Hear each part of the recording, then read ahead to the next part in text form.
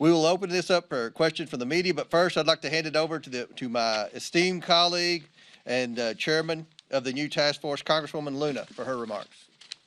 Thank you, Chairman Comer. When our founding fathers stood against tyranny, they did not merely oppose taxes. They defended the sacred idea of individual sovereignty. They declared that no government, agency, or title could infringe upon the freedoms of speech, religion, thought, and the pursuit of truth.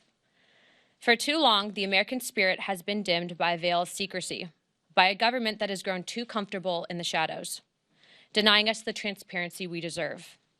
But today, we stand at the dawn of a new era where the light of truth begins to shine through. A few weeks ago, President Donald Trump made a historic announcement.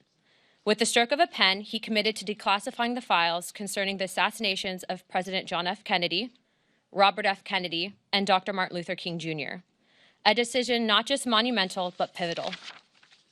It is with profound honor that I have been entrusted by Speaker Mike Johnson and Chairman James Comer to lead the House Oversight Task Force on Declassification of Federal Secrets. Together with the help of the White House, our intelligence allies, the Department of Defense, the Department of Justice, we will be conducting investigations into the following: the assassinations of JFK, RFK, and Dr. Martin Luther King, unidentified aerial phenomena, also known as UAPs, unidentified submerged objects, also known as USOs, the Epstein client list, the origins of COVID-19, and the 9/11 files. This task force will be a beacon of bipartisanship. On the Republican side, Representatives Burchett, Boebert, Burleson, Crane, Gill, and Mace will be joining me, although I'd like to note that I'm expanding this to the entire governing body and will be allowing certain members to waive on.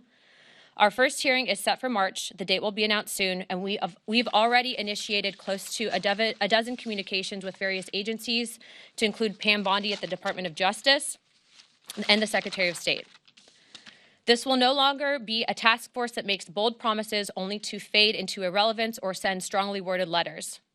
This will be a relentless pursuit of truth and transparency, and we will not stop until the American people have the answers they deserve. We will cut through the bureaucracy, challenge the stonewalling, and ensure that the American people finally get the truth that they have been denied for too long. If we are to endure and thrive as a nation, we must restore trust through transparency.